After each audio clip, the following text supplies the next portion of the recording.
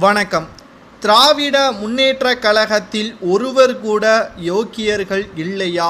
திராவிட முன்னேற்றக் கழகத்தில் கலைஞரிடம் இருந்து உதயநிதி ஸ்டாலின் வரை அனைவருமே மிகப்பெரிய ஊழலை செய்யக்கூடியவர்கள்தான். அதிலும் திராவிட முன்னேற்றக் கழகத்தின் மிக முக்கியமான அமைச்சராக இருக்கக்கூடிய ஜெகத் ரட்சகன் அவர்கள் பல பில்லியன் டாலருக்கு சொந்தக்காரராக இருக்கிறார். அதற்காகத்தான் தற்பொழுது வரை திமுகவின் எம்பியாக ஒருமுறை கூட தோற்காத எம்பியாக இருக்கிறார். தேர்தல் நேரத்தில் திமுகவிற்கு பணப்பட்டுவாடா செய்யக்கூடிய வகையிலும் ஜெகத் ரட்சகன் அவர்கள் இருக்கிறார். சமீபத்தில்தான் மக்களவை தேர்தல் நடப்பதற்கு முன்பாகத்தான் இவரது வீட்டில் அமலாக்கத்துறை அதிகாரிகள் சோதனைகள் நடத்தியிருந்தது குறிப்பிடத்தக்கது.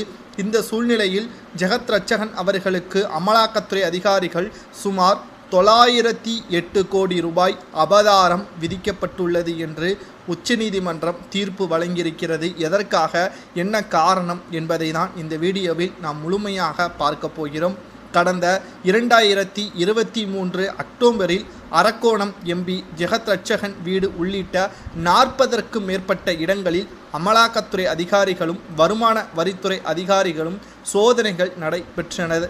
இந்த சோதனையில் அடையாற்றில் உள்ள வீடு, தீநகரில் உள்ள அக்ராடு ஹோட்டல் என பல வருமான வரித்துறை அதிகாரிகள் கைப்பற்றினர். ஏராளமான ஆவணங்களையும் இலங்கையில் உள்ள எண்ணெய் சுத்திகரிப்பு ஆலையில் 3 பில்லியன் டாலருக்கு அதிகமாக ஜெகத் ரட்சகனின் உறவினர்கள் முதலீடு செய்திருப்பதாகவும், அந்த நிறுவனத்தின் பங்குகளை சட்டத்திற்கு விரோதமாக அவர்கள் வாங்கியுள்ளதாகவும் எழுந்த புகாரின் அடிப்படையில் அமலாக்கத்துறை அதிகாரிகள் நிலக்கரி சுரங்க விவகாரத்திலும் அவர் மீது புகார்களையும் அமலாக்கத்துறை அதிகாரிகள் போட்டுள்ளனர். இந்த நிலையில்தான் ஜெகத் ரட்சகன் மற்றும் அவரது குடும்பத்தினருக்கு சட்டத்திற்கு விரோதமாக வெளிநாட்டில் முதலீடு செய்துள்ளது என்பது தொடர்பாக வழக்கு ஒன்றையும் பதிவு செய்தனர். சுமார் 89 கோடி ரூபாய் ஜெகத் ரட்சகனின் உறவினர்களது சொத்துக்களை அமலாக்கத்துறை அதிகாரிகள் பறிமுதல் செய்ததும் குறிப்பிடத்தக்கது. இந்த சூழ்நிலையில்தான் தற்பொழுது மிகப்பெரிய அளவிலான மோசடியை ஜெகத் ரட்சகன் அவர்கள் செய்திருப்பதாகவும், அவரது உறவினர்கள், குடும்பத்தினர்கள் மற்றும் தொடர்புடைய இந்திய நிறுவனத்திடம் ஃபெமாவின் கீழ் சென்னை அமலாக்க இயக்குநராக இருக்கக்கூடிய அனைத்து நிர்வாகிகளும் விசாரணை நடத்தியதும் குறிப்பிடத்தக்கது. விசாரணையின் விளைவாக ஃபெமாவின் பிரிவு 37A அடிப்படையில் 11/9/2020 தேதியிட்ட பறிமுதல் உத்தரவு பிறப்பிக்கப்பட்டது.